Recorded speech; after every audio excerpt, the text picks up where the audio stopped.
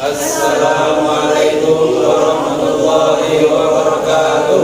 Alhamdulillahirabbil alamin. Assalatu wassalamu ala asyrofil anbiya'i wal mursalin sayyidina maulana Muhammadin wa ala alihi washabbihi ajmain. Amma ba'du. Yang kami hormati Ibu Elva selaku dosen pengampu dan pengajar kami.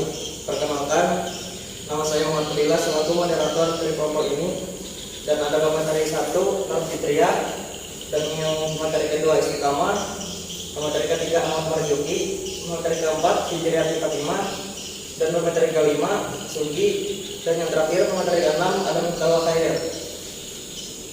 Jadi dipersilakan kepada Nur Fitriah untuk menjelaskan tentang presentasi kami hari ini. Baiklah, yang pertama ada pengertian filsafat modern. Filsafat modern adalah pembagian dalam sejarah filsafat barat yang menjadi tanda berakhirnya era Skolitisme. Waktu munculnya filsafat modern adalah abad ke-17 hingga awal abad ke-20 di Eropa Barat dan di Amerika Utara. Filsafat modern ini pun dimulai sejak munculnya rasionalisme lewat pemikiran Descartes, seorang filsuf terkemuka pada zaman modern. Kemudian ada latar belakang filsafat modern. Masa modern menjadi identitas di dalam filsafat modern. Pada masa ini, rasionalisme semakin dipikirkan tidak gampang untuk menentukan mulai dari kapan abad pertengahan berhenti. Namun, dapat dikatakan bahwa abad pertengahan itu berakhir pada abad 15 dan 17 pada akhir masa Renaissance. Masa setelah abad pertengahan adalah masa modern. Sekalipun memang tidak jelas kapan berakhirnya abad pertengahan itu, akan tetapi ada hal-hal yang jelas menandai bahwa masa modern ini yaitu berkembang pesat berbagai kehidupan manusia di barat, khususnya dalam bidang kebudayaan, ilmu pengetahuan, dan ekonomi. Usaha untuk menghidupkan kembali kebudayaan klasik Yunani Romawi, kebudayaan ini pula lah yang dirasapi oleh suasana Kristiani. Di bidang filsafat terdapat aliran yang terus mempertahankan masa klasik. Aliran-aliran ini dari kufur dan mazhab Stoa menjadi aliran-aliran yang terus diperhatikan pada masa Renaissance. Ini tidak menghasilkan karya-karya yang penting. Satu hal yang menjadi perhatian pada masa Renaissance ini adalah ketika kita melihat perkembangan pemikirannya.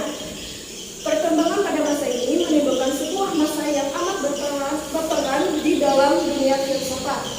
Inilah yang menjadi awal di masa modern, timbulnya ilmu pengetahuan yang modern berdasarkan metode eksperimental dan matematis segala sesuatunya, khususnya di dalam bidang ilmu pengetahuan mengutamakan logika dan empirisme Aristotelian menguasai seluruh abad pertengahan ini melalui hal-hal tersebut. Lanjut, pada masa modern terjadi perkembangan yang besar pada bidang ekonomi. Hal ini terlihat dari kota-kota yang berkembang menjadi pusat perdagangan, pertukaran barang, kegiatan ekonomi, moneter, dan perbankan. Kaum kelas menengah melakukan upaya untuk bangkit dari keterpurukan dengan mengembangkan suatu kebebasan tertentu. Kebebasan ini berkaitan dengan syarat-syarat dasar kehidupan. Segala macam barang kebutuhan bisa dibeli dengan uang. Mekanisme pasar pun sudah mulai mengambil peranan penting untuk menuntut manusia untuk rajin, cerdik, dan cerdas. Dari sudut pandang sosioekonomi menjelaskan bahwa individu berhadapan dengan tuntutan-tuntutan baru dan praktis yang harus diwajibkan berdasarkan kemampuan atau ide yang mereka miliki. Kemampuan ini tanpa harus mengacu kepada otoritas lain, entah itu dari kekuasaan gereja, tuntutan tuan tanah feodal, maupun ajaran muluk-muluk dari para filsuf. Dari sudut pandang sejarah filsafat barat, melihat bahwa masa modern ini merupakan periode di mana berbagai aliran pemikiran baru mulai bermunculan dan berada dalam kancah pemikiran filosofis barat. Filsafat barat menjadi panggung perdebatan antara filsuf terkemuka, tidak jarang yang bersifat kasar dan seni, kadang tajam dan pragmatis.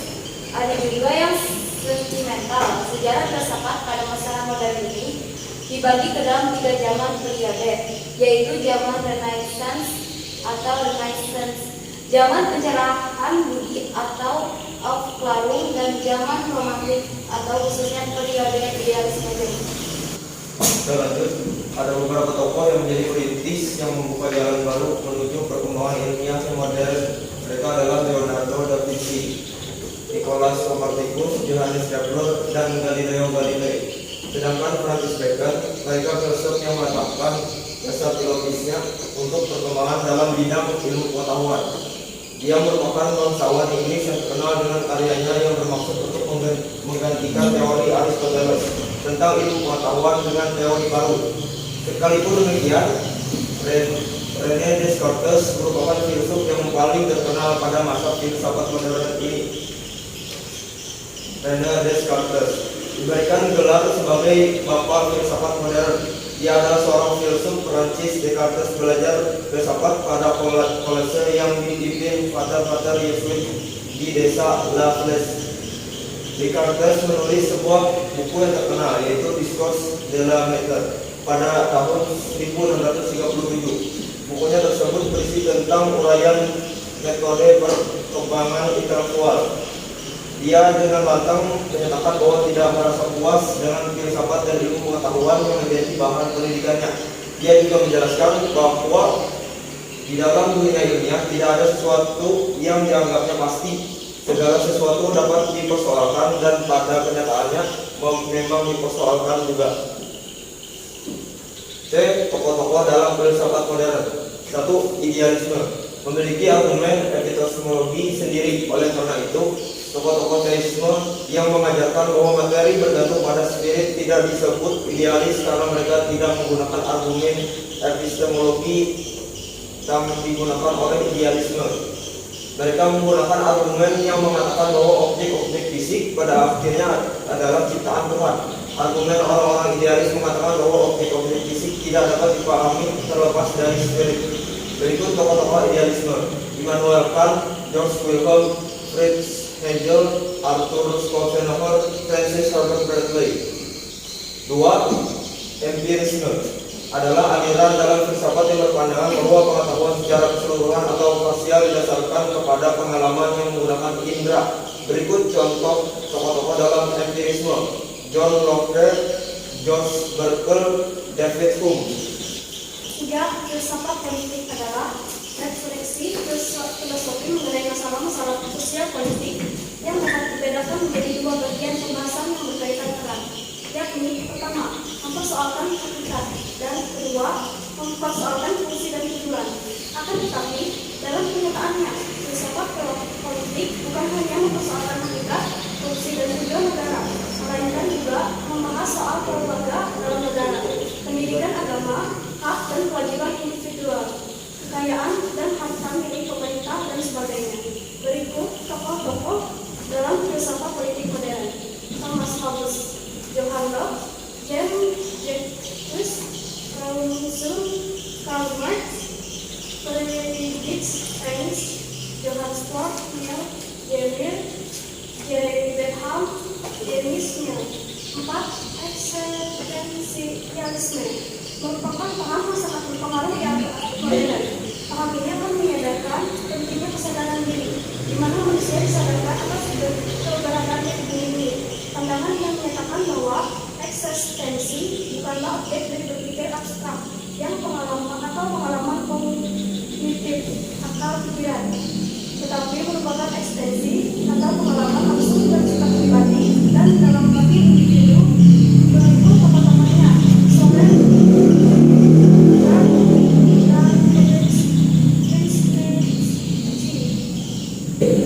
Lanjut, yang kelima, fenomenologi adalah pendekatan filsafat yang memusatkan perhatian pada gejala yang membanjiri kesadaran manusia. Menurut kamus dalam Nas Biasa 2008, ilmu bisa diperoleh dengan mengalami secara sadar suatu peristiwa. Dalam fenomenologi, tidak ada teori, tidak ada hipotesis, dan tidak ada sistem. Nas Biasa 2008. Berikut tokoh-tokohnya: Edmund Husserl, Martin Heidegger. 6. Pragmatisme adalah aliran filsafat yang berpandangan bahwa kriteria kebenaran sesuatu ialah apakah sesuatu itu memiliki kegunaan bagi kehidupan nyata. Oleh sebab itu, kebenaran sifatnya menjadi relatif, tidak mutlak. Suatu konsep atau peraturan sama sekali tidak memberikan kegunaan bagi masyarakat tertentu, tetapi terbukti berguna bagi masyarakat. dari tokoh-tokohnya: Charles Andres Peirce, William James, John Dewey. 7. Filsafat analisis. Penelitian ini bertujuan mendeskripsikan pemikiran filsafat analisis. Hal ini berdasarkan fakta bahwa nilai yang terkandung dalam bahasa relevan bagi pengembangan dasar filosofis pragmatik yang meliputi aspek ontologis, epistemologis, dan aksiologis. Berikut tokoh-tokohnya: Rudolf Carnap, Gottlob Frege, George Edward Maude, Bertrand Russell, Oswald Fikrian, Boris Cizek, Ludwig Wittgenstein. Lanjut. Karakter atau ciri-ciri filsafat modern. Ciri-ciri pemikiran filsafat modern antara lain: menghidupkan kembali rasionalisme, keilmuan subjektivisme atau individualisme, humanisme, lepas dari pengaruh dan dominasi agama atau gereja. Aliran khilafah modern. Ahmad Syadali dan Muzakir 2004 menguraikan secara panjang singkat bahwa filsafat abad modern pada pokoknya dimulai dengan 3 aliran, yaitu A. Aliran rasionalisme dengan tokohnya René Descartes 1596 sampai dengan 1950 Masehi. B. Aliran empirisme dengan tokohnya Francis Bacon 1210 sampai dengan 1292 Masehi. C. Aliran kritisme dengan tokohnya Immanuel Kant 1724 sampai dengan 1804 Masehi. 3 aliran filsafat di atas tergolong pada aliran pratamarealisme. Oleh karena itu dapat diambil pemahaman bahwa perkembangan filsafat pada abad modern memperlihatkan idealisme pemikiran yang luar biasa dapat dilihat dari sisi perkembangan cara berpikir manusia. Pengaruh eksternal terhadap pemikiran filosofis manusia belum banyak tersentuh oleh kapitalisme.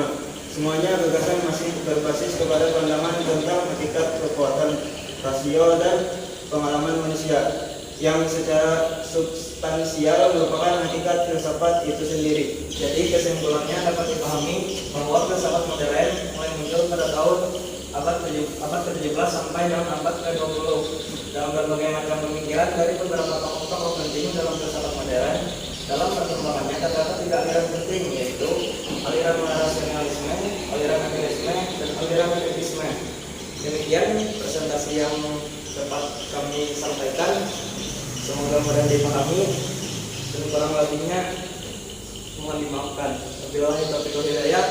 Wassalamualaikum warahmatullahi wabarakatuh.